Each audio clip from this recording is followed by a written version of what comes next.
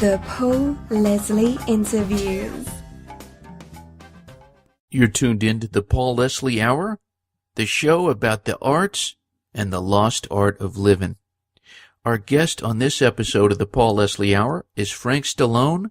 He's a singer, guitarist, recording artist, actor, the greatest singers of all time. Frank Sinatra and Tony Bennett have lavished our guest with praise.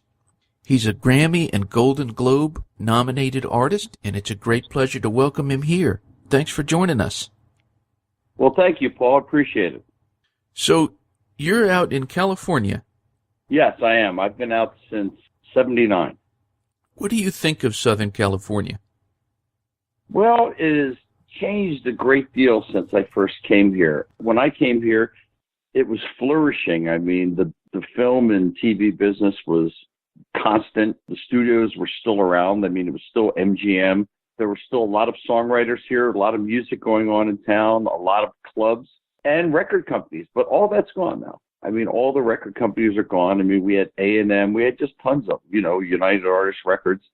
That's kind of gone to the wayside. And as far as the studios now, MGM is now Sony, and they don't really film here that much anymore. Basically, they kind of cannibalized the business. So everyone's shooting overseas. They're shooting, just in different states or different countries. So it's kind of become like a bit of a wasteland, and it's become, very left-wing political. I mean, now all these actors are opening up their mouths with nonsense, the Kathy Griffins and the Johnny Depps, and instead of just staying with their art, and they kind of make it, Paul, like they have like a hotline into politics, like they really know what's going on.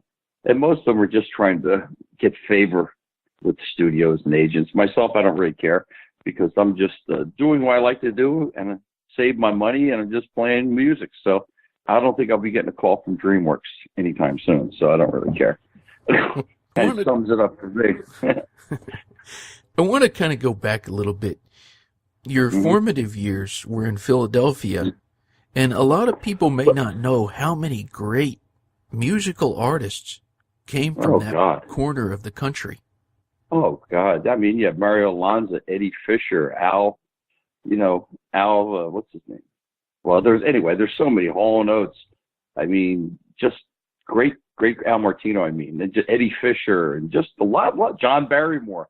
I went to the same Catholic school as the Barrymores, Notre Dame, Philadelphia. I was born in New York. And as a baby, my parents moved to Maryland. So my formative years were in Maryland.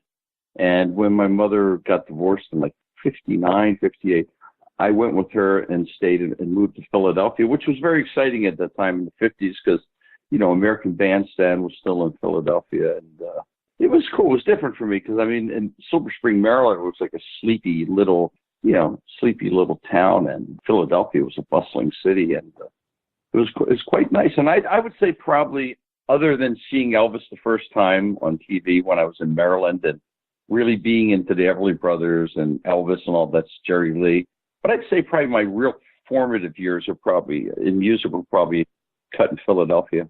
That's like where my first bands and everything like that. Yeah. So I would say that. Well, tell us about a few of those bands, the music that you most identified with. Well, again, like in the early days, it was, to me, it was Elvis Presley, Jerry Lee Lewis. I loved the Everly Brothers and stuff like that. But I would say, and also I was really into oldies. So before the Beatles came out, we used to, sing a cappella music, stuff like Drifters and things like that. And and then at that point, that was the era of the kind of the pop singers like the Frankie Avalons, the Fabians, the Bobby Rydells. They were trying to really fill that slot because Elvis was, in the Army. But what kind of hit me on the head was the Beatles. The British Invasion. That was it for me. That was it. I know when I first saw Elvis, I wanted to be a musician and singer because I was always open to my mouth singing, But when the Beatles came in, that just put the other nail in the coffin as far as it doing anything else. And I was all about the bands, even the American bands, the Love and Spoonful, the Young Bloods, the Buffalo Springfield, but all the Beatles and all the great TV shows that were on Shindig, Hullabaloo. every week, Ed Sullivan. So I would say the Beatles were big for me. Kinks were big for me. The Lovin' Spoonful were big for me. So that's all I was into. I mean, I really wasn't into playing baseball anymore. And so I was just into being a musician, rock musician. And that was it. And if you were to describe to somebody what is the closest to your musical heart, you mentioned a lot of those great rock acts, but you've been able to record music of various genres. Yeah. Yeah. I mean, it's kind of a gift and a curse at the same time because I really don't have a Frank Stallone sound. I mean, you hear Rod Stewart, it's Rod Stewart. You hear a lot of groups, I mean, and not diminishing anything, but that's what they stay within their realm. Myself, I can kind of consider myself a musical chameleon or schizophrenic, whatever have you. So I was, I sang all kinds of music. I mean, I listened to Frank Sinatra, like you said, Tony Bennett. I loved Nat Cole. I loved all that stuff. So I sang all that stuff. So after I had some success, I said, well, let me do one of these standard albums. Because I thought I was cutting edge because there was really no one out there doing, I mean, other than Harry Nilsson did one, Touch of Schmilson at Night, which was brilliant. And Linda Ronstadt did one with Nelson Riddle. They're older than I am. So for my genre generation, no one had done an album like that. So I figured, well, hip hop was coming in. I guess that wasn't my bag. So let me try something different where I won't have that much competition and I'll be the top dog there. So I went into an album with the great Sammy Nestico, I mean, who did all of Count Basie's arranging and writing for many, many years.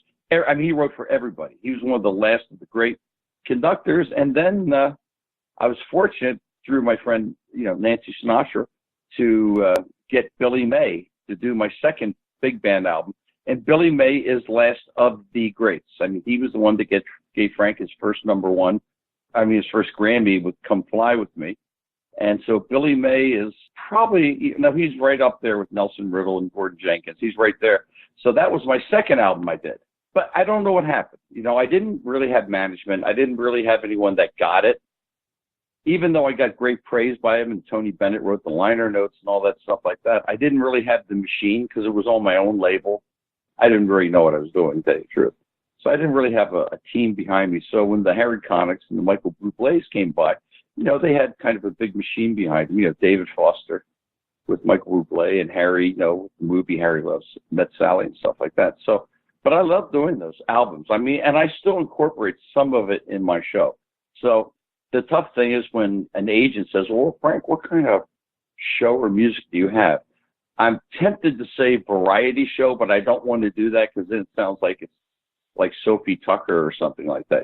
So the show has variety, but it's not a variety show. I mean, I am an entertainer. I do talk to the audience and things like that. But we've been doing very well with it. I have a 9-piece band. I have 4 horns and, rhythm section and myself on guitar and singing. And we've been playing our home spot in California. It's Herb Alpert's club called Vibrato. And we pack it every time we play there. We play there like once a month if we're not, on the road. We get standing ovations every night, everywhere we play. And then people come back to me, Paul, and they say, what I love about your show? And I said, what? She goes, well, the musicianship, I love that you do all kinds of music. So, I mean, it's more appreciative when you see it than if I tell you about it. If I tell you about it, it sounds like it's like a lounge act, which is the furthest thing from. It's not that. So, and that's why I have, believe it or not, after all these years and the gold records and stuff, I don't have an agent. I'm doing it myself. I mean, like you were asking me, it's a different world. The people don't have the work ethic anymore, Paul. When I was younger, I mean, you go to places like Trader Vic's, and at a happy hour, it'd be loaded with agents from all the agencies, or the Hawaiian Luau, or things like that. People don't hang out anymore. And then they would kind of do business and have their drinks and at the same time. So it was very easy then, opposed to now. What do you think is happening with the work ethic of people today, that is happening? Well, Paul, I think what it is they don't have to work that hard. Everything is online. Everything is social media. You don't have to sit there and type a letter. You don't have to say, okay, go out and mail this thing, messenger this. I got Joe here. I'll call you up. Let's get together for lunch. They don't do that anymore. everything is texting, everything is very impersonal. And so that being said, you don't get the same results. Okay, I'll give you an interesting story. My brother, basically, Sylvester, founded CAA. CAA was basically 2 card tables and 3 agents that had left big agency and they were starting an agency. My brother at that time was the hottest actor in the world. This is like 78. He was the highest paid, biggest actor in the world. They came up to him. They said, listen, this is who we are. And Sly goes, are you crazy? I'm not going to leave William Morris for you guys. Who are you? I mean, They said, no, trust us. Well, anyway, when Sly hooked onto that wagon, Bill Haber, Mike Ovitz, and Ron Meyer, then they were brilliant how they catapulted that agency into the biggest agency in the world. And it really started with Sly because he was the highest paid actor. He was getting all this stuff. So all these other actors with the other agency said, hey, let's go to CAA. Sly's getting $6, $7, $8 million a picture, which was unheard of in the 70s. Great actors were getting 600,000. That was the top guy. Maybe $1 million, Burt Reynolds. Maybe. That's top. Okay? So anyway, that being said, I was at that point was doing some acting then, after Barfly. And I was having trouble getting an agency. Now here's coming from Ron Meyer, who is legendary for always returning his phone calls.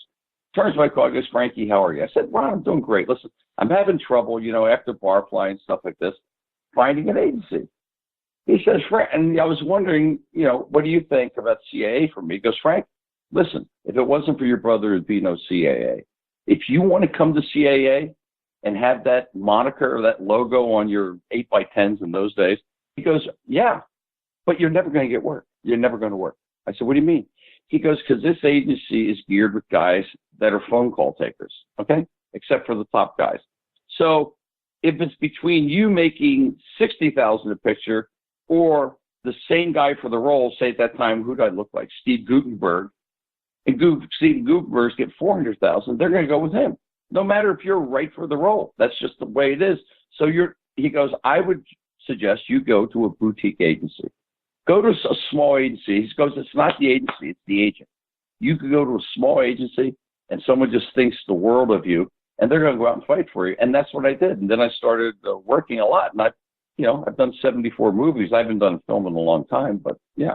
So that's how it worked for me. But it's crazy. We're joined by singer, guitarist, songwriter, and actor Frank Stallone. What about your parents? Were they supportive of you going into the arts? You know what? They were they never really had much of an opinion of anything. My father was a hairdresser. He's kind of a hard guy, very opinionated and critical about everything. He always thought he was a better singer than me, which is unbelievable. Yeah, but he did. That's how delusional he was. And my mother instilled in me, always read. My mother had a subscription to every magazine growing up, so she was always into reading. And she was the one that said, oh, yeah, take guitar lessons, Frankie. But she wasn't like a stage mother or a doting mother that thought, oh, this Frank was great. She didn't really come to see me play hardly until I was in my 30s. So when I had the bands in the 60s, but she was supportive. So in other words, if I wanted to rehearse with the band, she was cool about stuff like that. If I wanted to grow my hair down to my rear end, she didn't care. It was my stepfather who was a drag.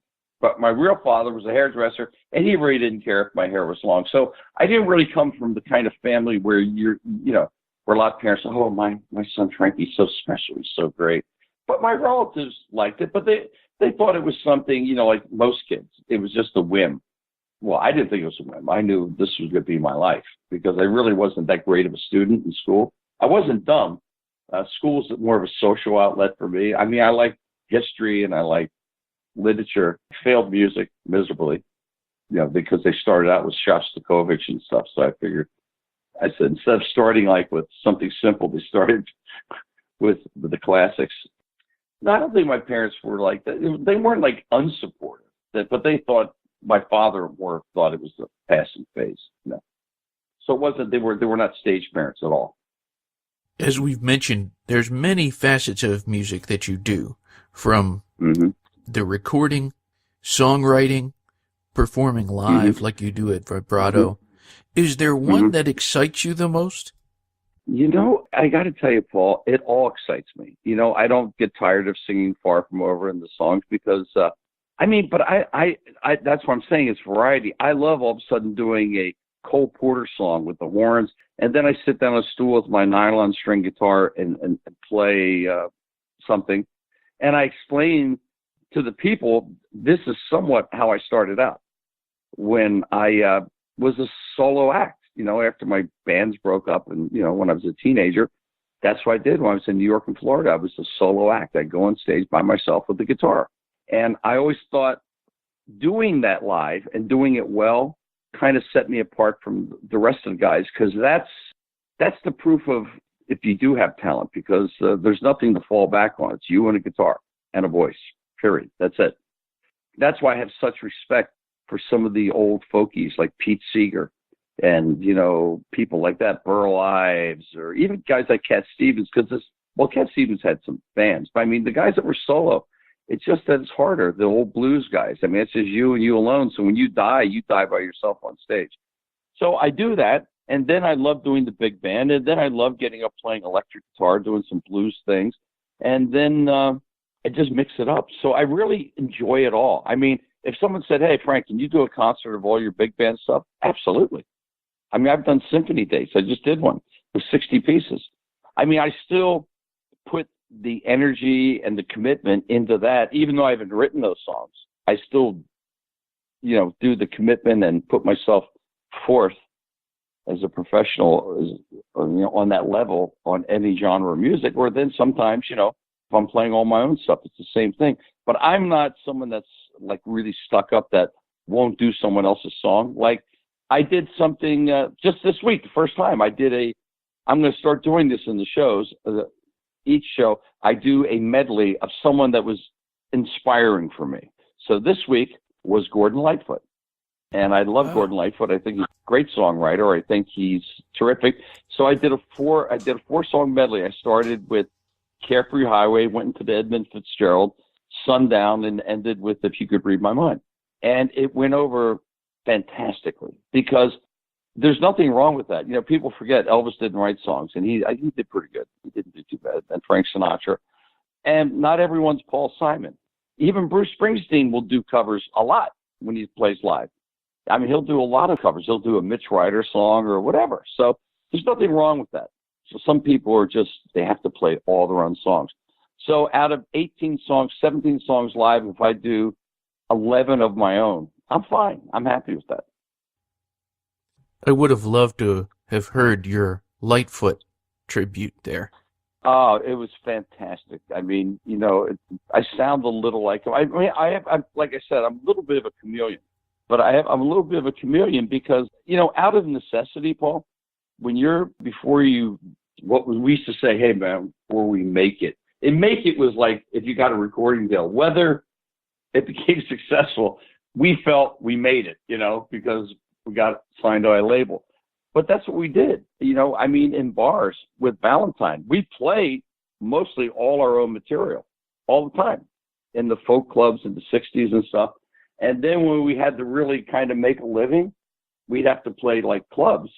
So we'd mix it up with whatever hits. But we weren't like a disco. We didn't do that kind of music. We would do some old Bee Gees stuff, some Buffalo Springfield stuff, some Moby Grape stuff, and then mix it in with our own songs. So what we would do, we would just tell people, this is a new song by the Guess Who. And they didn't know the difference. So we'd do one of our songs. So that's how we got away with it. So we were able to hone our craft at the same time. You mentioned a couple of names there, Gordon Lightfoot, Bruce Springsteen. Oh, yeah.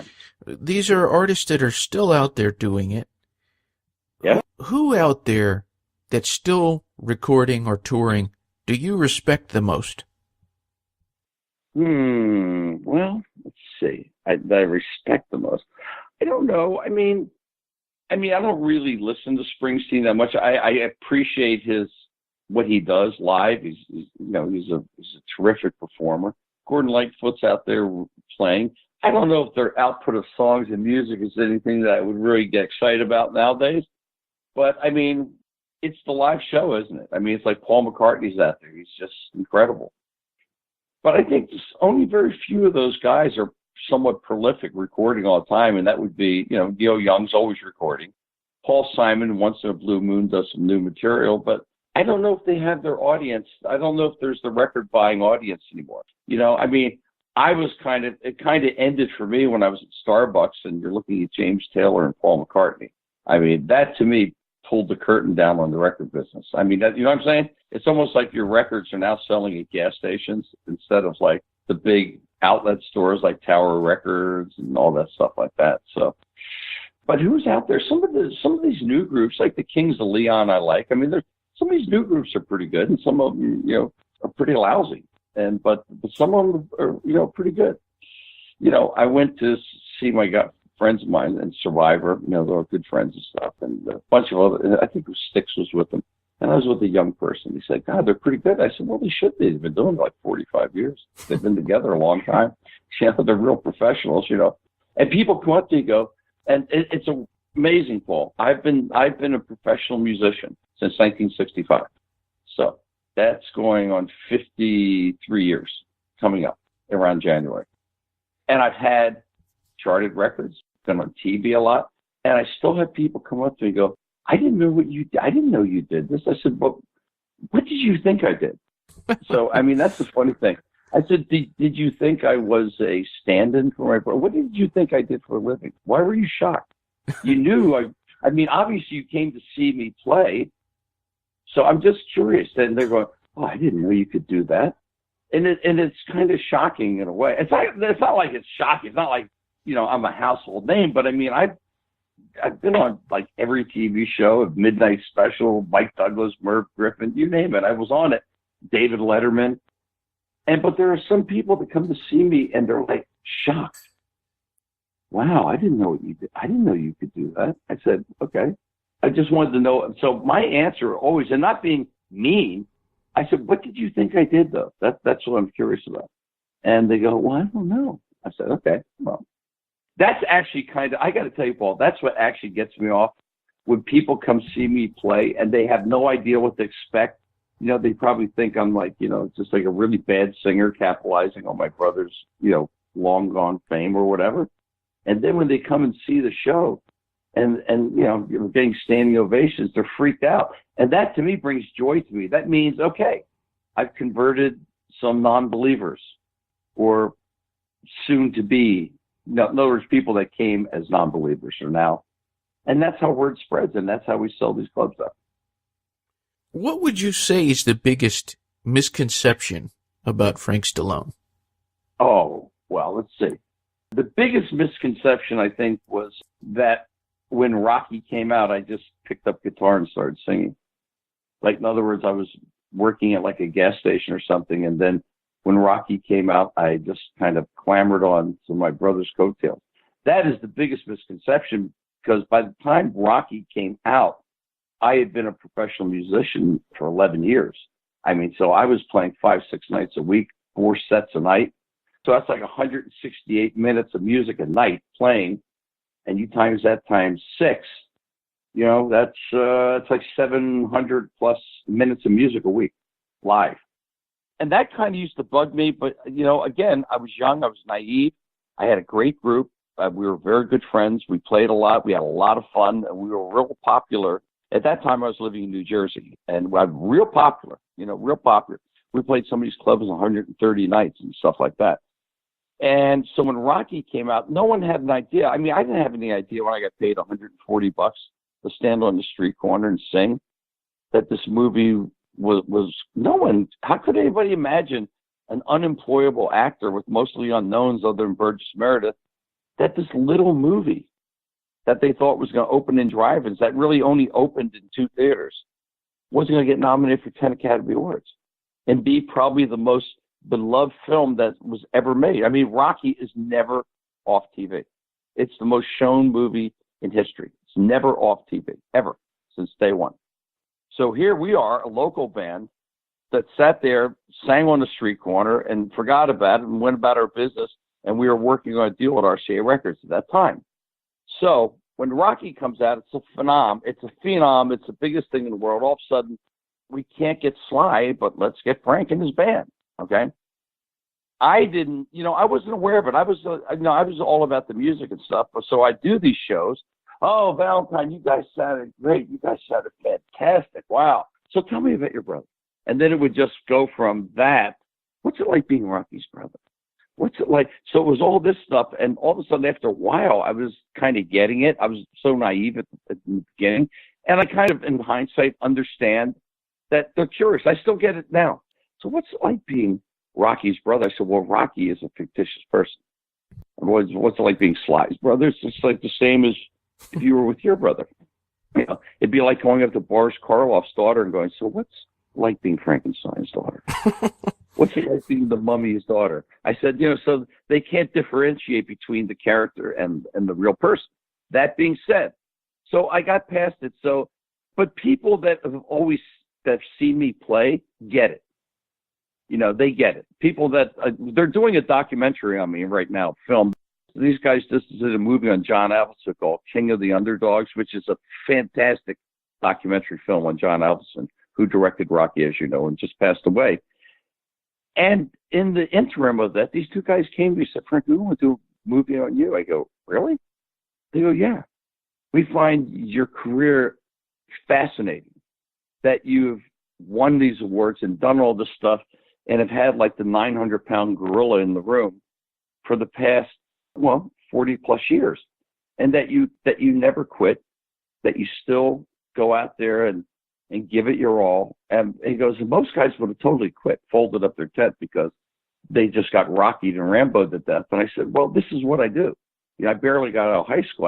I can't really, turn back and become like a banker or something. This is what I do. So I'm kind of stuck in this wonderful game of music. So they're doing a documentary, and I coined the name of it. It's called Stallone, in big words, and underneath Frank, that is.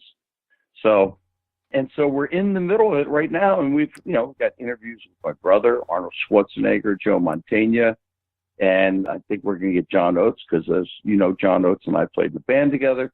And we're getting all these people that are coming on board, and they're coming on board here because they've seen me play. So they know I'm not like a fake musician, that I didn't come up doing like theater, Broadway, and then, all of a sudden became a famous actor, and now I'm out there singing like Annie or something like that. So, I mean, I'm a real musician. So the misconception was that I just capitalized on my brother, and the only reason I got the songs in the movie was because of my brother. That being said, did I have access to like show him my songs? Yeah. But 70% of my songs got rejected. I mean, they didn't take all my songs. And what people don't realize, the movie industry is bigger than any one actor. And they're not that generous. If the song sucks, it's not going in the movie because they have more access to get other stuff. Like in Staying Alive, I was basically a broke musician. I was 32 years old. I'd lost my record deals. Nothing was going right. And I said, okay, here it is. I dedicated my whole life to music. I have basically nothing to show for it. Okay. And so I came onto the lot, and I found out my brother was directing the sequel to Saturday Night Fever. I said, do you think there's anything in it for me? He said, no. Bee Gees, what can I tell you? Robert Stigwood's the producer of the movie.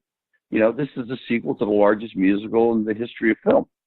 So him trying to humor me actually set a fire under my butt, and said, well, why don't you just go write some music, just to kind of get rid of me. So I did. I started writing music, writing feverishly. I took a copy of the script home, and I started writing. Every 3 or 4 weeks, I would come into Paramount, and people would like roll their eyes. So I'd come through the office, oh, here he is again, and I'd go to my brother's office with these cassettes that I recorded, and play him the songs and act out what I thought scenes. And there you go. Okay. So what happened is, to make a long story short, for some reason, John didn't like the songs that the Bee Gees were submitting for the sequel. They got mad. They walked off the movie. They said, we don't want to do it. Screw him. Okay. So now there's major panic on the lot because Flashdance is on the next stage. They're having a tremendous amount of trouble. And now the Bee Gees left. So now they go to the Hall & Oates, reject. They go to Billy Joel, wants too much money, reject. And then I get a phone call. Frank, I said, yeah. He goes, remember those songs you wrote? I go, yeah. You mean the ones you rejected? Yes, I remember those songs. And he goes, well, we got a real problem, But he's like telling me his problems. I'm living in like an $80 a month apartment. They're telling me the problems. So and I had all my songs rejected. So he said, come with me. We're going to have lunch with John Travolta. I said, okay. So Sly comes in, and John's got a long face. He's all like, they're all depressed because, this is bad. This is, the show must go on type attitude. So this is really a bad thing. Sly goes, I got some music I want you to hear. Of course, he's taking credit now that he found the music, which I brought to him 20 times. So John's sitting there, and he's listening to these songs. Now, he doesn't know it's me, but he's just listening to these songs. And I see him, like, tapping his foot. He's moving around, that.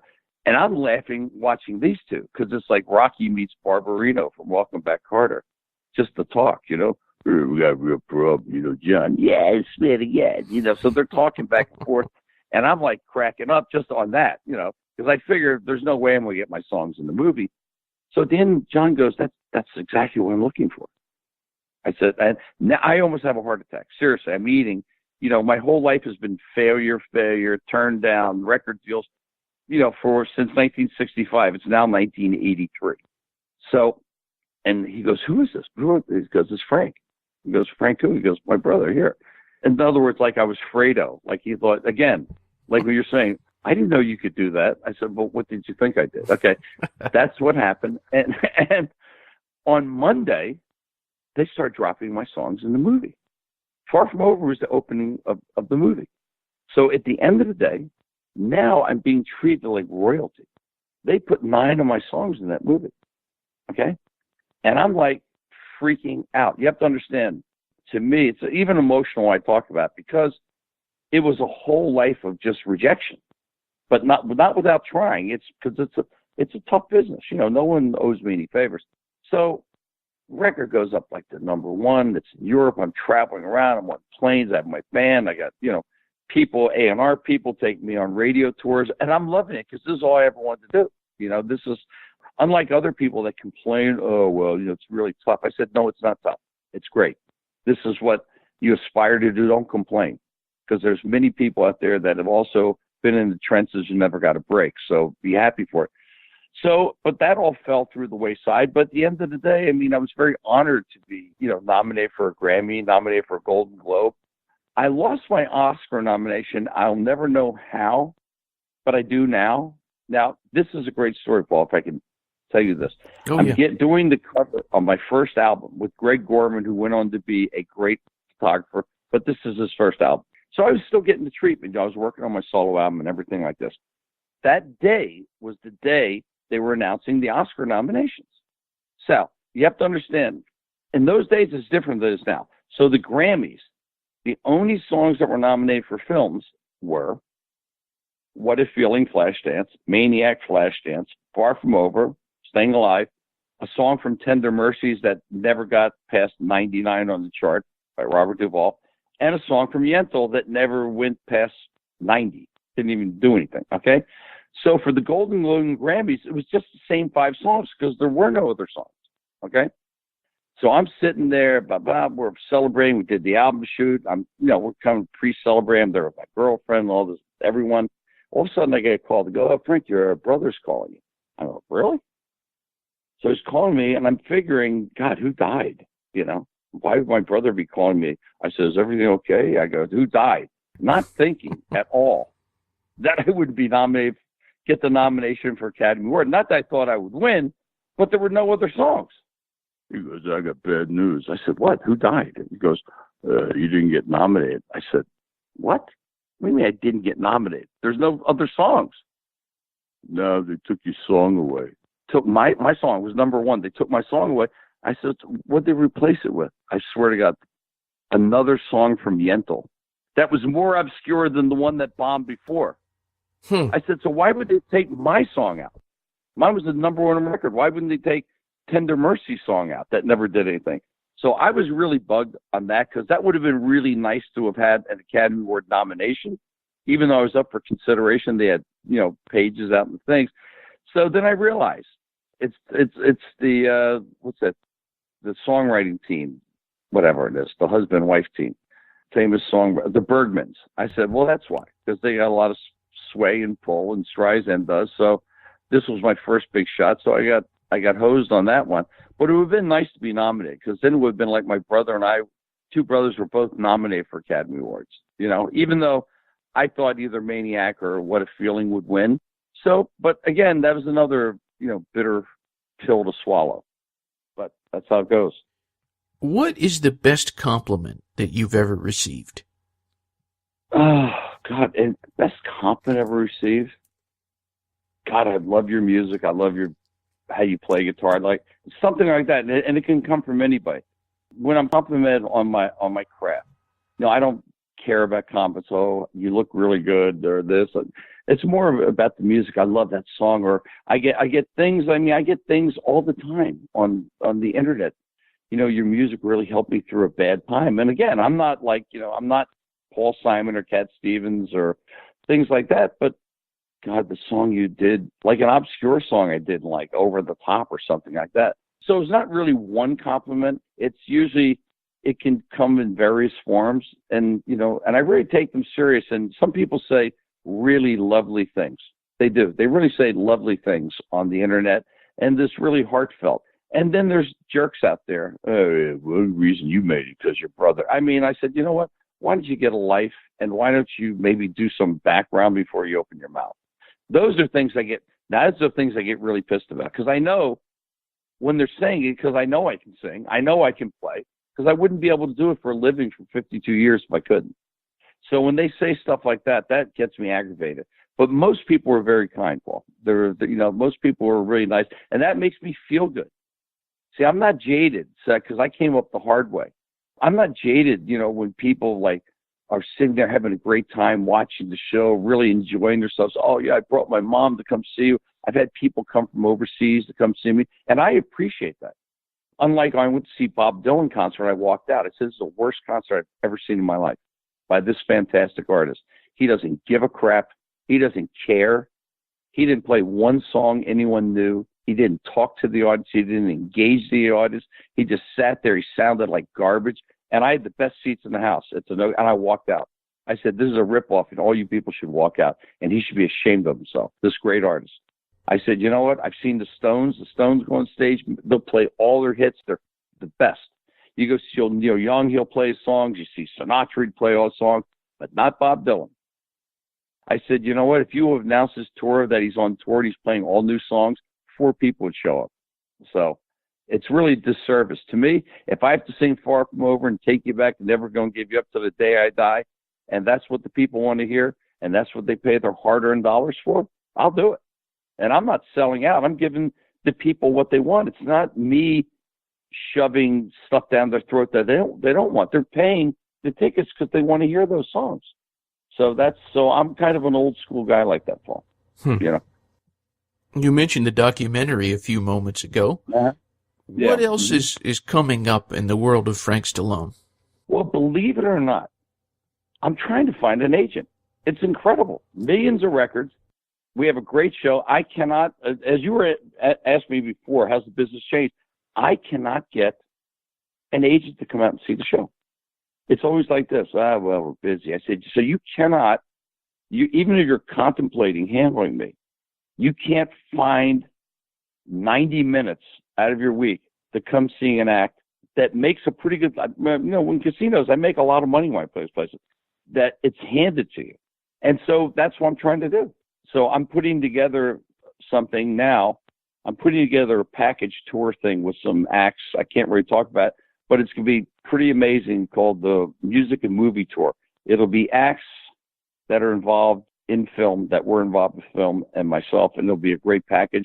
So I'm just going to do it myself. But again, you have to find somebody that'll really, there's a laziness out there that's unbelievable. No one really hustles. Nobody really wants to put the effort in. So I feel sorry for a lot of these kids in the business coming up, because there's not many venues to play. And everything is, internet. Everything is internet. And, when I first came to California and Jersey, there were clubs everywhere. You could play a different club every night. Now these poor kids have to pay the club so they can play there. They have to pay the club. And they have to go out and sell tickets because the club owners are too lazy to get off their butts and promote their own venue. So, I mean, I'm happy I came up when I came up.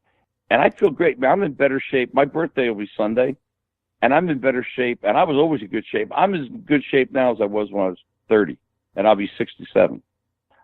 It's like a prize fighter. I have to be in shape for the kind of show I do. It's like Mick Jagger runs like 5 miles a day. He has to be in shape. He could never do the show he does if he wasn't, you know? Yeah. What is the best thing, not just in music, but the best thing about being Frank Stallone? Well, sometimes I get good seats.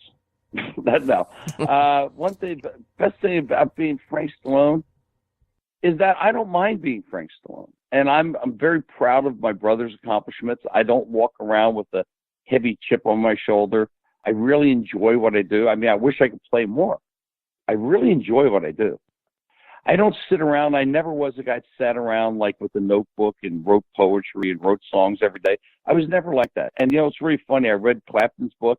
He goes, yeah, usually when I'm not on tour, I don't even play or write. I'm out fishing most of the time. Or that's what he does. He fishes and bird hunts. That's it. And, you know, with Jeff Beck, he goes, yeah, I'd rather work on my cars. So I don't feel bad. There's some people that are like demonic. You know, they have a reading room. They have to sit and write every day. I don't have to do that. You know, my feelings are kind of on my sleeve. I don't have to sit there and write. Now, tonight is an interesting thing. Tonight, they're doing the 30th year of Barfly, the movie I was in that they consider to be for Best Supporting Actor. And I'm going to it. I wasn't going to go to it. And it's going to be a theater. And the director, Barbet Schroeder, is going to be there and do a Q&A. And I think I might be the only actor there. I mean, you know, Faye Dunaway, I'm sure, is not going to be there. So it's kind of in an old theater in Hollywood, the Aero Theater. So that should be kind of interesting. People remember me mostly of all the films I've done, either Barfly or Tombstone. But they don't really recognize me in Tombstone because I don't look, you know, I have a big honky mustache and derby. But so I'm remembered for that stuff, and that's great. That's great. So that's going to be really quite a bit of fun. That kind of stuff I like. I just like when people come say, hey, man, I saw you in this thing, or Frank, I heard the song. You're really good. I like the music. I really appreciate it. That's the stuff I kind of dig. Just people, regular people come up. And most people are pretty nice, you know. You got some dips out there, but, you know, what can I tell you? You're very, very down to earth. I try to be. You know what? I try to be. I see, you know, I live out here, you know. I am the brother of the most famous action star in the history of movies, okay? So I've been around it a long time, but I see these people. I go to restaurants, and I see these girls come in, you know, with their sunglasses on, with a baseball hat and their hoodies. Like, no one really cares. I mean, you know, I've seen Ava Gardner walk into a restaurant, you know, or Lana Turner when I was a kid. You girls are not even a pimple on their butt. No one knows who you are or cares. And you're coming in like the Scarlet Pimpernel, all covered up. No one cares. So I went to a restaurant a few days ago. It was just like outside place in Beverly Hills. I'm walking in with my brother. We're just sitting there. And all these other people, these wannabes, are coming in with their hoodies and their sunglasses, like an attitude. Like, no one cares. And the thing is, and I sit there, and I've been around them all. I've been around Jimmy Stewart. I've been around Gene Kelly. I've been around them all. And they were like the most nicest, down-to-earth people you ever met. Because they all came from somewhat humble beginnings or whatever. Not that I came from like dire poverty. I lived in poverty, but I didn't come from it. And I see these other people. It's like, it's what makes me sick about Hollywood right now is this sense of entitlement.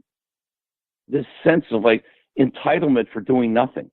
Because you have a nice set of boobs and you have a nice rear end. You think that is your carte blanche into show business.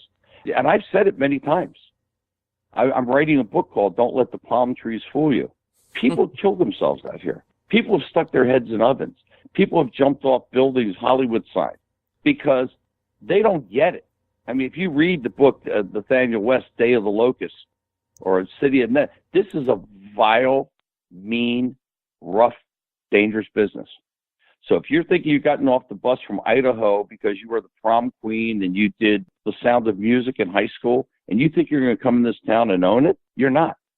Because there's tons of other girls that are better looking than you that are coming in, and there are also girls that went to Yale Drama School that are waiting tables, that are really skilled. So you better have a thick skin. Because I go in, I figure most likely I'm not going to get the part. But I go in, I study my lines, and I do it. And the chances are I probably won't get the part. Usually they have the part cast in their mind anyway. But these people get like psychotic. It's like when you see the movie Tootsie, when he's saying you got to have like a job or something. But, so I'm surrounded by that. Girls that really don't have any form of income, but they're driving a Porsche with a Rolex watch. So I said to my friend, I said, can you not put two and two together? She's wearing a $15,000 watch and driving a $100,000 car, and she's 24 and she has no form of employment. So they go, what do you think she does? I said, let me guess. A professional mattress? Yes. So, and Paul, that is running rampant in this town. I said, all you have to do is put together what it would cost to have these things, and that you don't have a job. So when they go, well, I'm an actress, model, whatever, I said, the thing you should be concerned about is the whatever. Okay? The whatever is kind of a communist title there. So, but to me, I came to town in a flannel shirt and a Datsun 240Z with hair down to my shoulders, with my guitar, with not a care in the world. And I was who I was. So I knew exactly who I was. So when people ask me what I do, I guess I can show you what I do right now. I'll take this guitar and I'll sit there and sing, and that's it. So when you say this, like a model actress, I said, so what have you modeled and what have you acted in? I mean, I've got 4 giant scrapbooks of stuff that I've done. So I was never ashamed of doing what I did. I came, my father was a hairdresser. My mother worked. My grandfather was a barber. They were immigrants. I'm not ashamed. What I'm proud of is that where I came from and where we went to. So I'm very patriotic in a very unpatriotic city in a way, a very left city. And I don't really care what people's politics are. It's fine. I mean, I respect everyone's politics. But I am from, I'm the old Yankee Doodle dandy kind of guy, the American dream. Like, the grandmother came over on the steamship with kids and couldn't speak the language. So I'm part of that generation. But I'm also part of the artsy-fartsy generation. I wouldn't say fartsy, but I like the artsy. So, but I love what I do. That's all I can say. How would you define Frank Stallone at heart? Very immature. I still wear my Colt 6-shooters while I'm watching old Westerns, if that makes any sense. I mean, I have guitars all over the house, everywhere. I got guitars in my bathroom. I got guitars everywhere in my house. I'm a rabid collector of stuff. I'm almost bordering on being a hoarder, but I'm not. Or maybe I'm a neat hoarder. How's that? Does that make sense? Yeah. Like I'm a disciplined hoarder. Like I have one of the best boxing collections in the world going back to the 1880s. I love that stuff. I love hunting for antiques. I would say I love my guitars. And again, I am like the biggest fan of things, like old movies and old music. I'm just a fan. I can't help it. I can sit there and watch Gone with the Wind, Clark Gable, Manhattan Melodrama. I can watch Mr. Smith Goes to Washington, Meet John Doe. I can watch those movies forever and still get a buzz. I could still cry at Yankee Doodle Dandy, stuff like that. I mean, I am a fan of talent.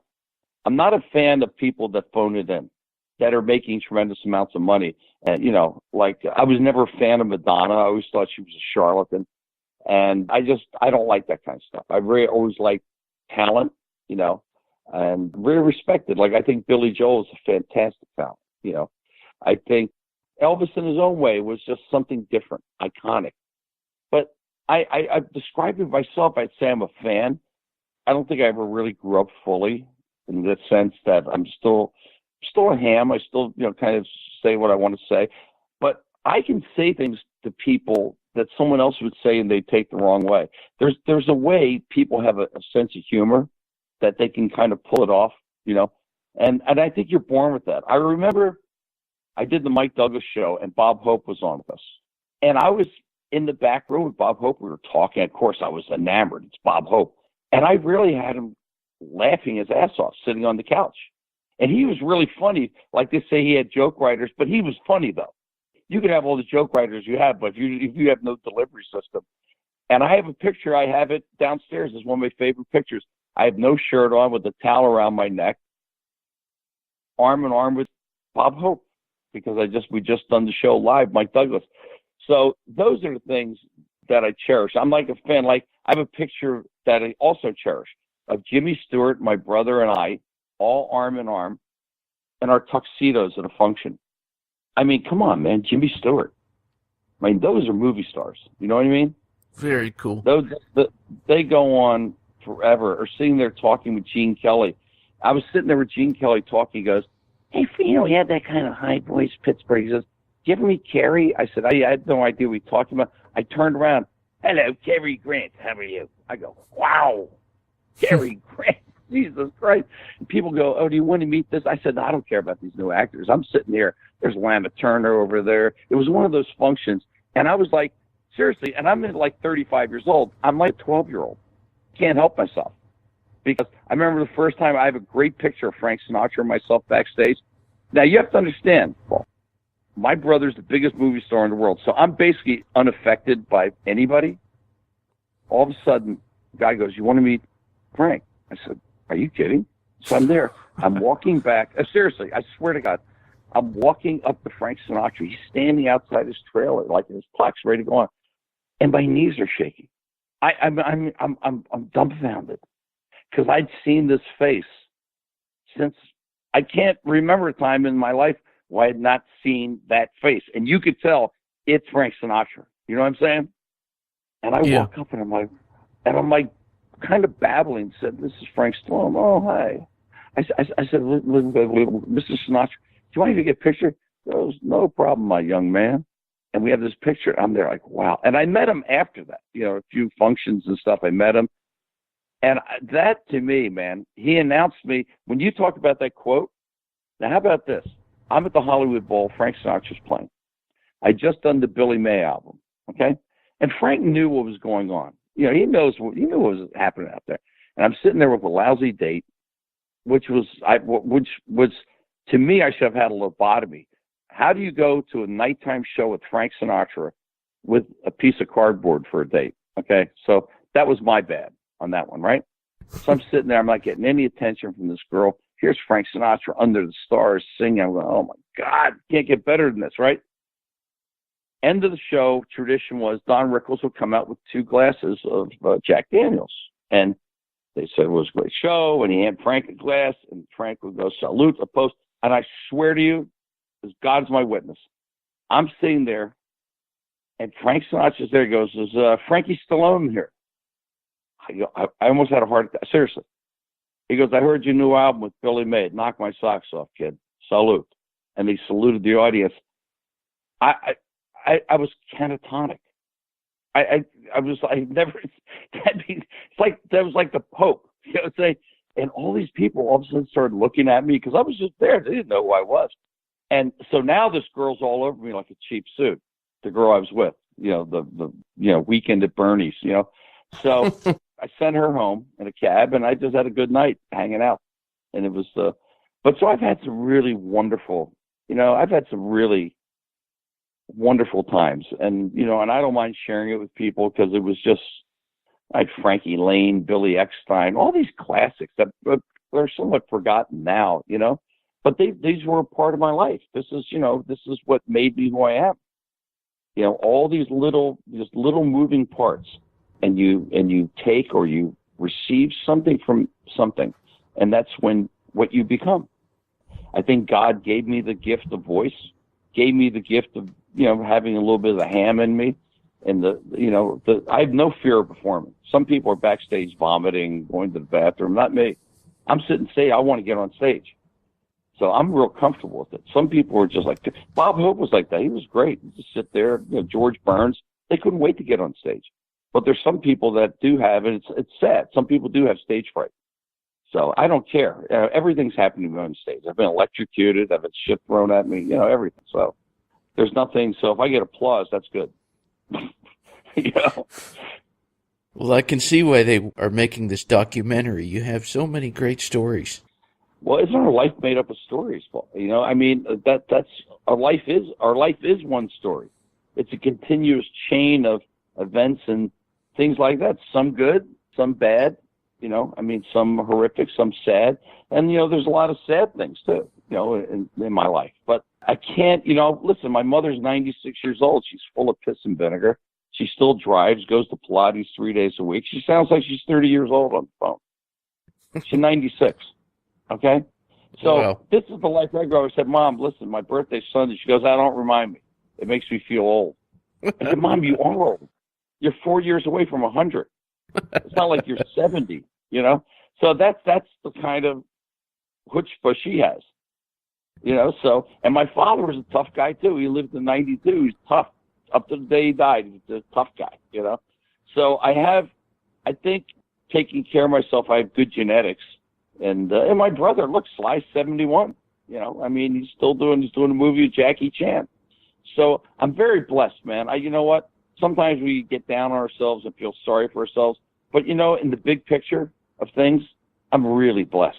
How many guys can really, even what will you do? You love what you do, I can tell. I've listened to some of your things. You get to interview whoever you want and you get the story. And it's a great life, all right? I agree. Yes. It's great. We get to wake up and do anything we want. I get to wake up and go play on stage or wake up and play someone in a movie and get paid for it and have fun at it. So we don't tolerate the whiners. The guy's going, well, life is really hard. I said, no. What's hard if you can't walk? If you have to have someone help you or you're blind, that's hard. Okay?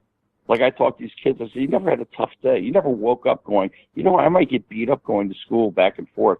You know what? My parents might not be able to pay the rent. We might get evicted, be on streets. We might not have food. There's little things we take for granted. And I am, I'm not the richest guy in the world. I'm okay. But so what? I know some of the richest guys in the world, and guess what? They're miserable. They would love to be doing what I'm doing. Anyone who wants more information, they can visit the website, frankstallone.com. Very glad we had this opportunity. And also Twitter and Instagram. Instagram is very difficult to find me. It's frank.stallone. Frank.stallone. I'm very simple. And on Twitter, I'm at Frank Stallone.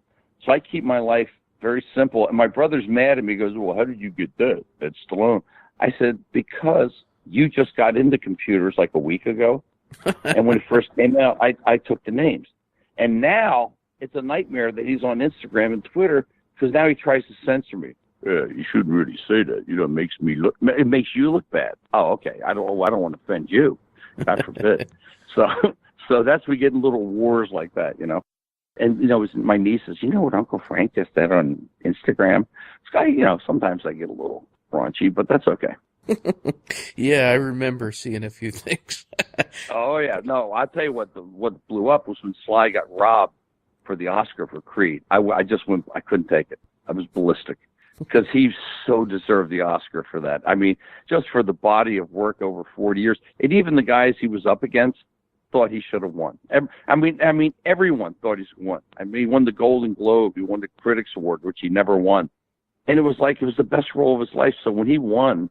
So when that other guy won from a movie that nobody saw, nobody knew who he was, that's even on video. I freaked out. And I just went off on Twitter and Instagram. I just went ballistic because I knew I was right.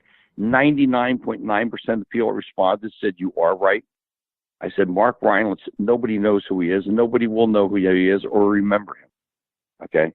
And so that's one time. And then, oh, boy, I had CBS calling me. I said, I gave you my statement. I don't have to give you another statement. My statement is my brother got ripped off, and everyone knows it, and that's it. So what statement do you want me to expound on? Did you see Bridge of Spies, and did you see Creed? It's self-explanatory. One guy's in the movie for 8 minutes, and the other guy's in the whole movie, doing a great job.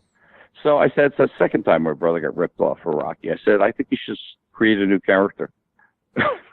You lost in Rocky 1 and Creed. I think you better put that one to sleep. But no, he's doing another Creed, believe it or not.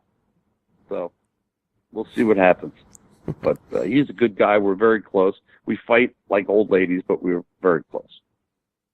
In closing, for our listeners out there, they could be anywhere. They could be any age. They could be whatever, fill in the blank.